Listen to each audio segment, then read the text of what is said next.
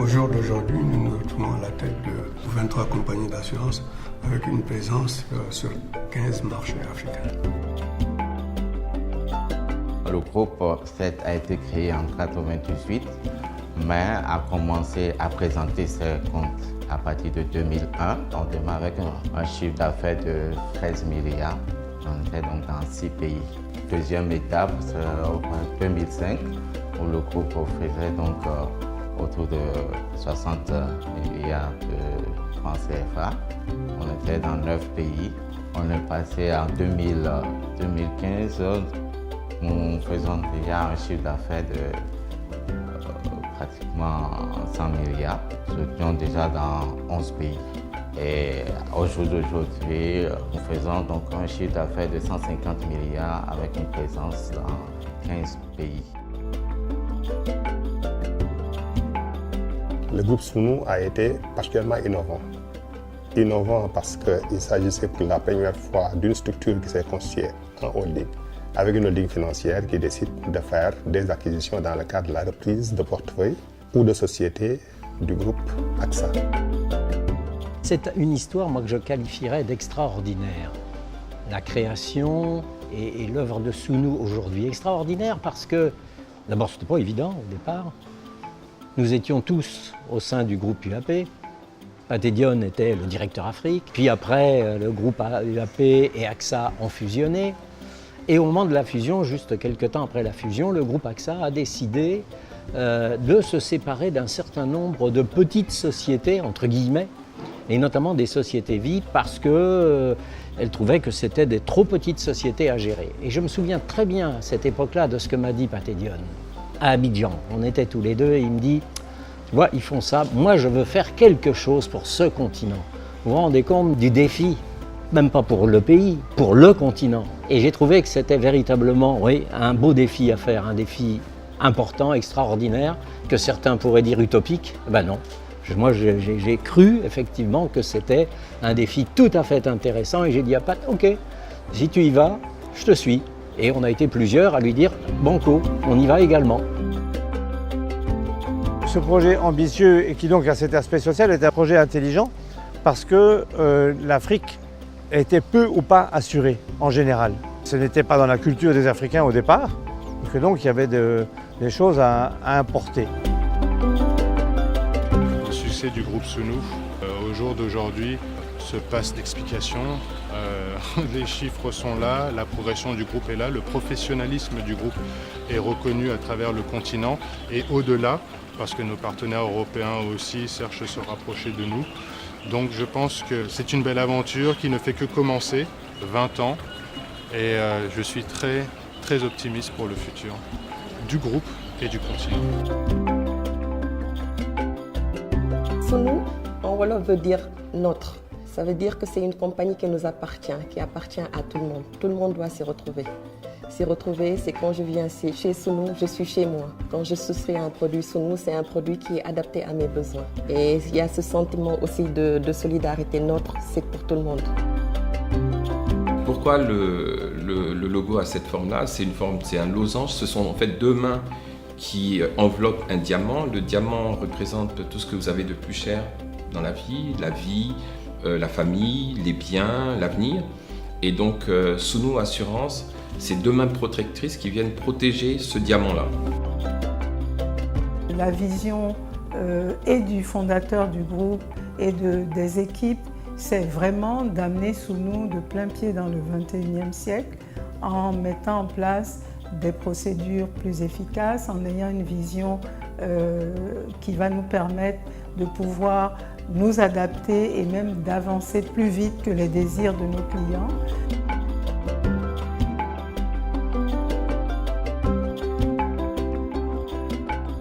Le professionnalisme, la rigueur, la volonté de travailler et la vision commune de pouvoir porter non seulement l'assurance, mais aussi le développement du continent. Je pense qu'on regarde tous dans la même direction, on a tous le même souhait. Et je pense que fondamentalement, c'est ça qui fait sa force. Bien sûr, l'expérience, les qualifications et tout ça, mais le fait que les gens soient de qualité et qu'ils aient à cœur de porter en avant leur continent, je pense vraiment que c'est ça qui fait la force du groupe. L'impact, c'est une vision africaine. tant qu'on travaillait dans des grands groupes internationaux, on n'avait pas l'orientation qui est celle de Sounou, qui consiste à dire nous sommes des Africains. Quand nous nous installons dans un pays, nous investissons dans la durée et nous investissons dans les économies des pays d'implantation. Et d'autre part, nous employons les cadres locaux. Ça, c'est vraiment la marque Sounou. La différence du groupe Sounou par rapport au groupe d'assurance, c'est que nous nous fondons sur le capital humain. Nous croyons en nos hommes. Nous savons qu'avec ces hommes-là, nous pourrons aller loin. C'est ça la force du groupe Sounou. Cette solidarité, cet esprit de famille, cette technicité, ce professionnalisme, c'est ça le groupe Sounou. Je me rappelle un contrat très important qu'on a signé.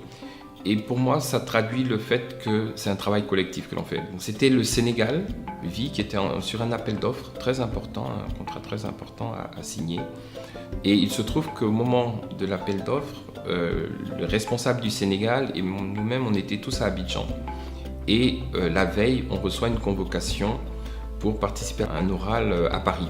Et il a fallu faire appel au PDG, au président du groupe, lui demander de quitter son domicile, il n'était pas prévenu, de traverser tout Paris pour aller participer à cet appel d'offres-là.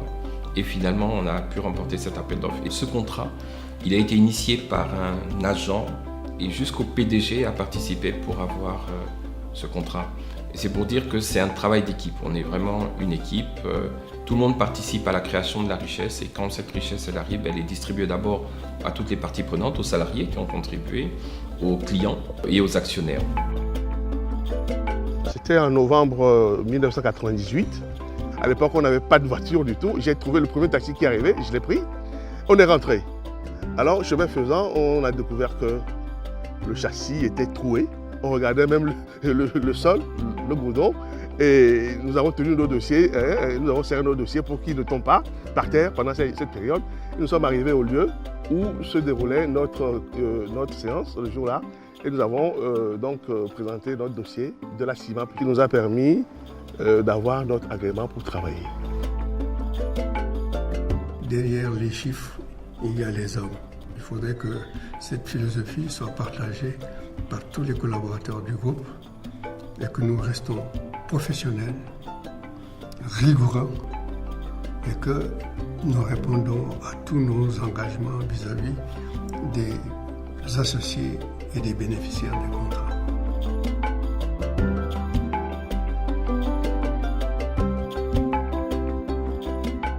Nous allons vers le client, nous l'écoutons, nous comprenons ses besoins et à partir de ça, c'est cet input que nous donnons à l'actuaire pour qu'il monte les produits et que c'est après ça que nous commercialisons. Et nous essayons d'avoir des produits qui soient adaptés sur le plan prix comme sur le plan garantie.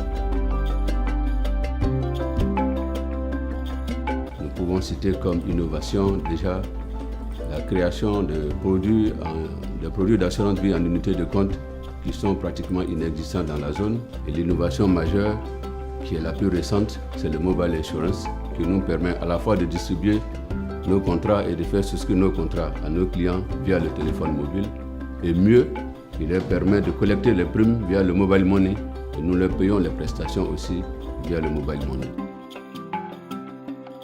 La digitalisation va nous permettre d'atteindre encore plus de clients, d'aller porter les contrats d'assurance et les contrats bancaires à ces clients pour développer nos continents, pour permettre à ces gens d'avoir de meilleurs revenus, de préparer leur avenir, de se protéger, de protéger leurs biens, de continuer à protéger leur famille, de créer des projets grâce à nos produits, que ce soit la banque ou que ce soit l'assurance.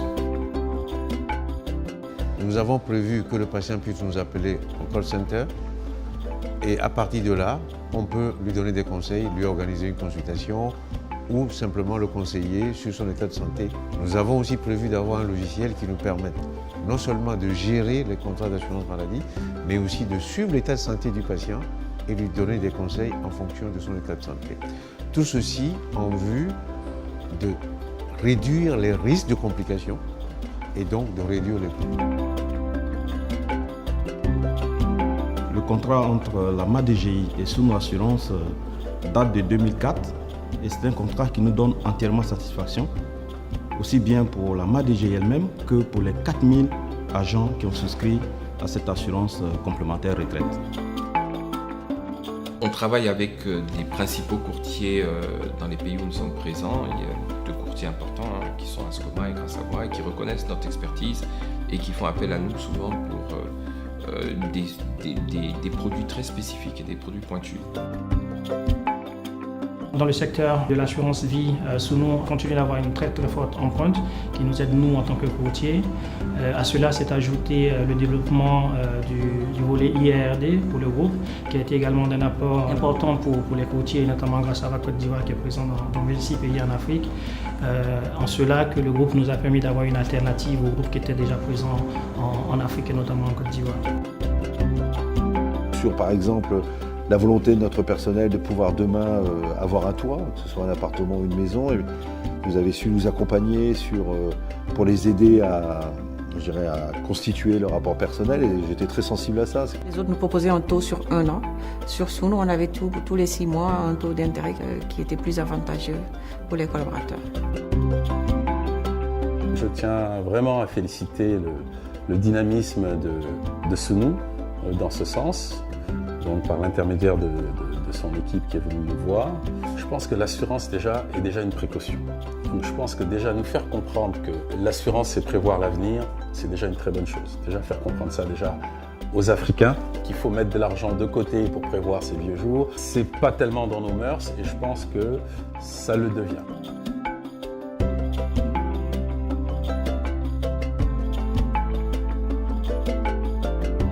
C'est un groupe africain. Je l'ai constitué pour l'Afrique.